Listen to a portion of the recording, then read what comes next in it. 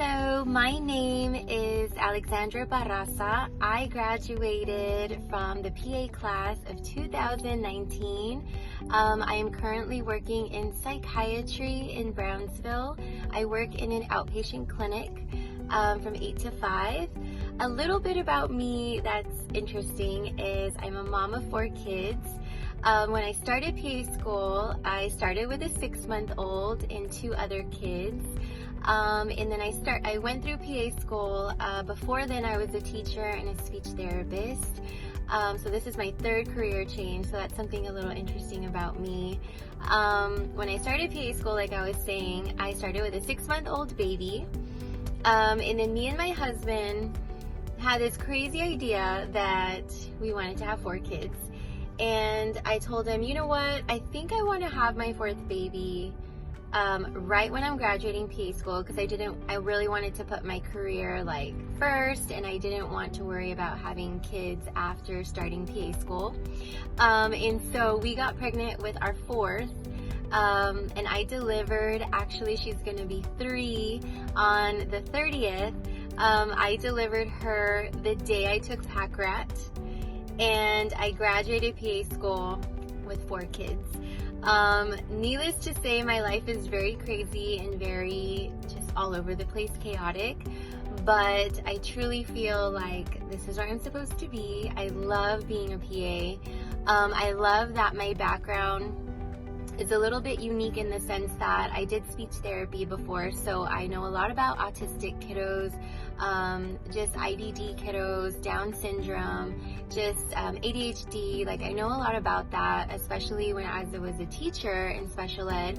I feel like I really have like a good grasp on my special pops kiddos, and I love just treating them in a different way, no longer doing speech therapy, but just kind of helping them through medicine and just really seeing how they grow. And so that's a little bit about me and my PA school journey, and excited to be here and sharing my story with you guys.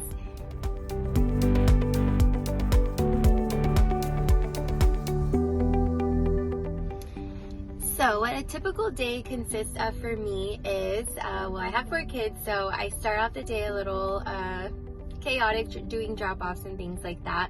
But I love that my clinic starts at 8.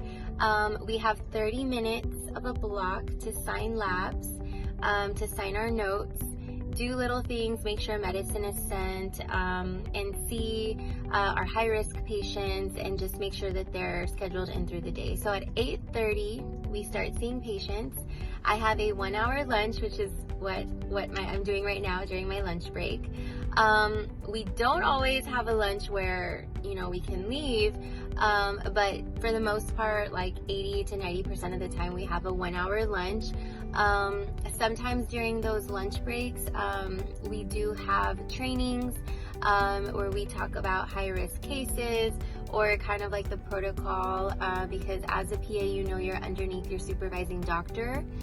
So we always want to make sure that we're all thinking the same, our thought process is the same, our treatment is the same, and we're not just like treating like randomly, just kind of not following that protocol. So that's what we do during that hour break. And then we see patients all the way from, so our lunch is from 11 to 12, and then we see patients from 12 to 5. And that's pretty much it. So that's outpatient. My supervising doctor does see like the jails, juvenile centers, and Rio Grande State. But as a mid-level provider, I am not doing that right now. I'm just full-time in the clinic, 8 to 5, Monday through Friday.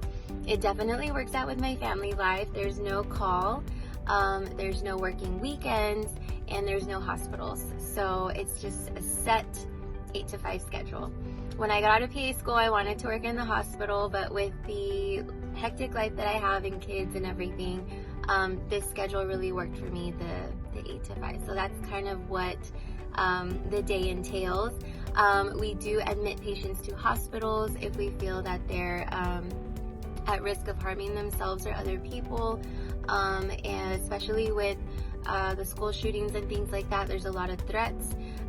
We do see some of those patients as well, and we have to kind of figure out what we can do, if there's a medicine change, if we admit them. Whenever we see a patient that's aggressive or anything like that, we do admit them as well. In the clinic, we see 7-year-old all the way to 100. So we do see the kiddos like with ADHD, IDD, autism. We see all the way to dementia patients, patients who are pregnant and they have depression, patients who are pregnant with bipolar. We see schizophrenia. We see a lot of a whole array of patients, and it truly is like a little like you just never know what you're gonna get in a day. Sometimes you get a great day and everybody's very stable, and then sometimes you just get a hectic day when, you know, people need you and they're having an issue, their anxiety's high, they're having anxiety attacks, or their depression's really high. So it's kind of, every day is very different.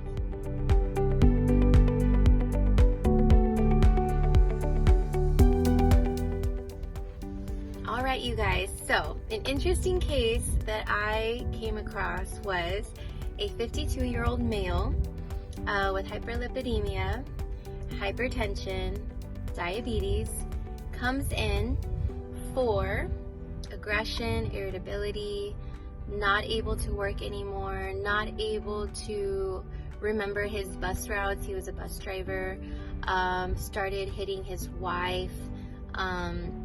Wife was very shocked at how he was, because she's like, this is not the person that I married. I don't know what's going on. And it was just very bizarre, very fast. And when she took him to the ER, they gave him a benzodiazepine and an antipsychotic to kind of keep him calm. And he was waiting to follow up with psychiatry. So the best thing about psychiatry is you really have to be on top of it to know all the other medical issues that could cause anxiety, depression, irritability, dementia. And so whenever I get a brand new patient, I order labs, and then I also refer out to wherever other specialty I need. So I told him, I'm going to refer you to neurology to rule out any stroke or any other causes to make, you know, this quick change. I didn't think it was dementia, because dementia is more progressive, and his change in everything happened very dramatically, like from one day to the next almost. And so I kept him on his antipsychotic. I gave him something better than a benzodiazepine, because I didn't want it to be dementia, and then the benzodiazepine caused worsening memory. So I gave him like a low dose SSRI. After talking to him, everything was fine, other than he had COVID. So everything happened after COVID. Lo and behold, when he did the neurology workup, he had a minor TIA, and that was the cause of all of the moods and everything. And so that was an interesting case, because I had to rule out everything else before thinking it was just like, you know, this other mental cause. Schizophrenia doesn't come on as quick like that, and neither does dementia. So it was a TIA. Because he did have a TIA, he needs to be on blood thinners. I went down on his antipsychotic, because the antipsychotics have the increased risk of stroke and heart attack. So I took him off that eventually, little by little, monitoring the moods. And I kept him on the low-dose SSRI. So that is an interesting case that I came across, and I wanted to share that with you guys.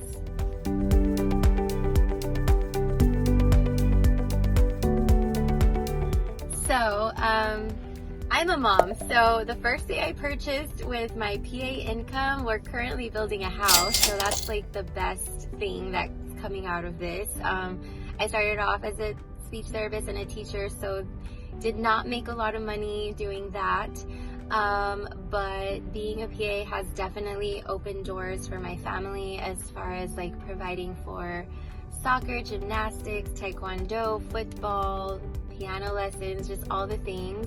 But I would say the biggest investment and the biggest purchase that has helped my family is investing in our home. So that was, I guess that you could say that is the first thing that we did when I became a PA, is we decided to build our dream home, our forever home.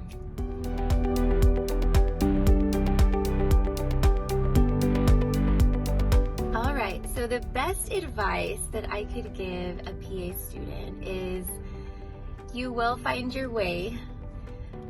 You can do hard things. You can do this. I know that during rotations, you're kind of like, how am I going to know everything? I was the type of person that like I needed to know everything, and I had to realize like you just have to take it day by day. You're not going to graduate in December and just suddenly know everything. Give yourself some grace. With time, you will get better, you will get confident, and as long as you follow our Hippocratic oath of do no harm, and you know what you don't know, you're not just kind of pretending that you know what you're doing. Ask questions, ask your supervising physician. If you're ever in doubt, buy the books, read the books, still study even though you're working, because at the end of the day, our patients' lives are in our hands, and you'll know as you go. As you know, give yourself some patience, and as long as you're not doing harm and you're doing everything right, like in the way your supervising doctor wants it. If you have a question in a medicine, look it up. It's, you know, a lot of people do that still. I use my phone app all the time. If I don't know a question, I'll ask my doctor. And I do let my patients know, like, you know, I'm not sure about that, but I will let you know. I will give you a call. Just, you know, always just be honest and tactful, and know that you will not graduate knowing everything, but that's okay, because with time and with experience, it will all just kind of flow. And just give yourself some patience. You can do this. You can do hard things. And excited for you guys to go out into the world and help people, because people need us, and excited to be here with you guys on this Motivational Monday.